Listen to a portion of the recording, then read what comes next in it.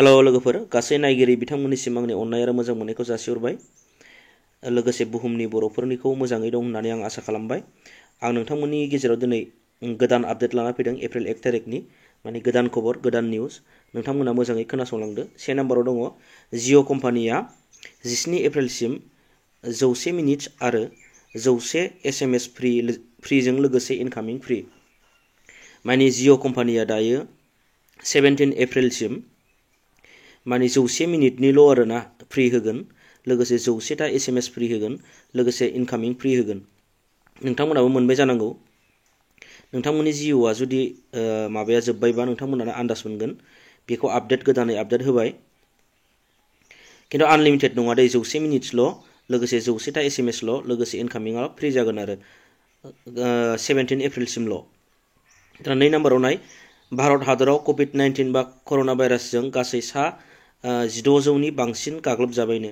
माने बिथांमोना 1600नि बा 1600 बा 1600 जननि 100 जन मानसिया 1600 मानसिया मा होनो कर'ना भाइरास जाबाय आरोना जोंनि भारत हादराव।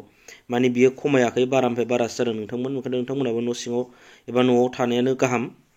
3 नाम्बाराव नाय, मुकेश आम्बानिया 500 कौटि रां अनसुंथाइ हरदों। आङो मैयानि निउसाव होदोंमोन 1000 कौटि, नाथाय 1000 कौटि नङा बियो, आङो मोनसे माबायाव लिरना होनायाव नुनानै बुंदोंमोन बेखौ। नोंथांमोना गोसोआव लादो, 500 कौटि रां हरदों मुकेश आम्बानिया। दानिया 4 नाम्बाराव नाय, लकडाउना एसे रेजें जाबायनो। लकडाउनखौ माने एसे मा होनो भारत सरकारा बा नरेन्द्र मदिया एसे खमायना होबायनो। आबादारिनि खामानि, राइस मिल, ओमफ्राय फुड इन्डास्ट्रि, जाग्रा आदार रोगानाय गारिफोर, माने जाग्रा आदार रोगानाय गारि, ओमफ्राय न'नि खामानि दामानि आबादारिफ्रा जेसेबां खामानि थायो बेखौ मावनो हागोननो। ओमफ्राय राइस मिल माने माइ सौग्रा, माबा माबि दालि सौग्रा, बेफोर गासिबो माने खुला जागोन। ओमफ्राय फुड इन्डास्ट्रि जाग्रा, जिखुनु जाग्रा बुस्थु बानायग्रा बेफोरो। ओमफ्राय साहा बागान माबा माबि दङ बेल'। ओमफ्राय बाखिखिनिया गासिबो टाइट दै, नोंथांमोना बिदि होनना ओंखारलाबायनो नाङा, बुजागोनबो। दानिया 5 नाम्बाराव नाय, आसामावबो 52 बोसोर सुबुंनाव कर'ना भाइरास पजिटिभ मोननो हाबायनो। कभिड-19 बे कर'ना भाइरासआ आसामावबो 52 बोसोर सासे सुबुंनाव जादोंनो। बेखायनो नोंथांमोना माब्लाबाबो ओंखारनाङा। आसामावबो सासे फैजेनबाय। बिदिनो सिगाङाव मा होनो इटालि हादरावबो बेबायदि सासे मानसिल' जादोंमोन आरो बेखौ गियालासिनो मानसिफ्रा ओंखारदोंमोन। सानसेयावनो 1000नि बांसिन जादों बिनि उनाव।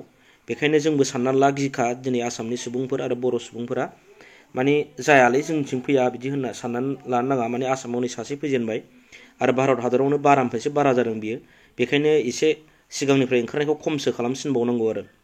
दा नायफै 6 नाम्बाराव, दिल्लीनि निजामुद्दिनाव जानाय मिटिंखौ लाना दिल्ली पुलिसा एफआइआर होदोंनो। माने नोंथांमोना निउसाव नुबाय थाबाय जानांगौ आरो खोनाबाय थादोंबो फेसबुकफ्रावबो आरो निउसफ्रावबो। माने दिल्लीयाव मोनसे निजामुद्दिन होननायाव मुसलमानफोरनि मा जादोंमोन, मोनसे गिदिर मिटिं जादोंमोन। बै मिटिं जानायाव मा होनो गोबां कर'ना भाइरासनि पजिटिभ मोननो हादों जाहैदों मिटिङाव फैग्रा मानसिफोरखौ। बेखायनो मा होनो बेवहाय बे मिटिंखौ माने बादा होसेयावबो लायिखायनो दिल्ली पुलिसा एफआइआर होदोंनो। 7 नाम्बाराव नाय, अनलाइन क्लास मोनगोन क्लास 10नि थाखायनो। दावहाराव गयारि इउटुब चेनेलाव, बे आंनि चेनेलावनो नोंथांमोना अनलाइन क्लास मोनगोन दे। मा होनो 11टायाव मोनगोन, लोगोसे 4टायाव मोनगोन, ओमफ्राय मोनानि 8टायाव मोनगोन। आङो सिगांबो बानायखाबाय, पार्ट 1 पार्ट 2 बानायजेनबाय आरो दा 11टायाव आं आपडेट खालामगोन। नोंथांमोन नायनानै लाबानो जाबाय। आरो 8 नाम्बाराव नाय, कर'ना भाइरासआ भारत हादराव खमायनायनि अनगा बारायदोंसो। आं बेखौ बुंखाबाय। कर'ना भाइरासआ माने भारत हादराव मालाबाबो खमायाखै, बारानिफ्रायसो बारा जागासिनो दङ। बेखायनो न' सिङाव ओंखारनायखौ न'निफ्राय ओंखारनायखौ जोङो एसे खम खालामसिन। आरो बिनि उनाव 9 नाम्बाराव नाय नोंथांमोन, 1 एप्रिल थगायनाय दिननो।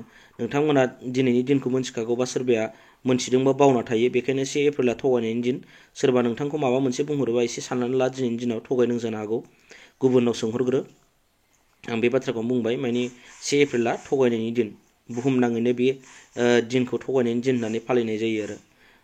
आसा लोगोफोर, दिनैनि निउस आपडेटआ बेनो। आङो दायो गोदान खबर मोनोबा दा मोनाबाबो बा गाबोन आपडेट खालामना होफिनगोन।